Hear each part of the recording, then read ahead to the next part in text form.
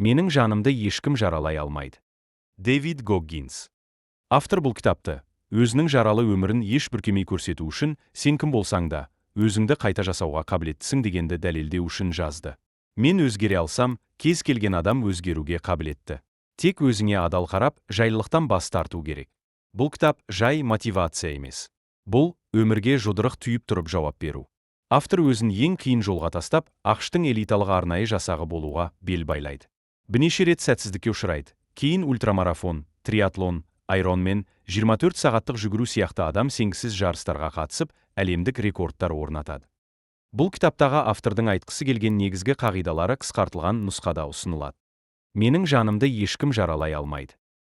1. Өзіңмен күресу – нағыз бостандық. Гоггинс афроамерикалық, өте қиын балалық шақты бастан кешірді. Кішкентайынан әкесі ұрып-соғып, 8 жасында психологиялық жара алды. Мектепте оқуы нашар, бүкіл ортадан қысым көріп шеттетілген, өзін ештеңеге жарамайды деп санаған. Салмағы 135 килограмм, фастфудқа тәуелді болған депрессия, жан күйзелісте, кедей отбасынан болған. Бірақ ол бәрін есепке алу қағидасы арқылы жеңді. Мен кіммін? Не істеп жүрмін? Қашаннан бастап осылай өмір сүріп келем? Бұл ауру шындықпен бетпе-бет келу. 2. Шындықты айтатын айна. Ол күнде таңертең айнаға қарап өзіне, сен жалқаусың. Сен ештеңеге лайық емессің, дәл қазірден өзгермесең, деп ашық айтатын болған. Себеп біз өзімізге өтірік айтып өмір сүреміз. Айна жалғыз әділ сыншы. 3. 40% заңдылығы. Адам ауырлық көрген кезде мен болдым деп тоқтайды. Бірақ бұл мидың қорғау механизмі. Шын мәнінде сенің лимитің емес, бас аяғы 40% ғана қолданылған. Егер сен тоқтамай, ауырлықты қабылдасаң, миың резерв ресурсты ашады. 4. Күнделікті дискомфорт. Гоггинс өзін күнде әдейі қиын жағдайға итермелеп отырады. Таңертеңгі 4:30-да оянып жүгіру. Мұздай су. Ауыр жаттығу. Ұйқыдан үнемі бас тарту. Себебі ми жайлылыққа тәуелді. Ал нағыз ерік жайсыздықта туады. 5. Ішкі күш қайнарын сақтау.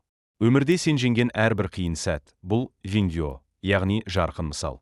Ең қиын сәтте, мен бұрын да мынадай жағдайдан шыққам деп ішкі банктан шабыт алу. Бұл өзіңе дәлел, мен бұны да жеңе аламын. 6. Миыңды қатайту.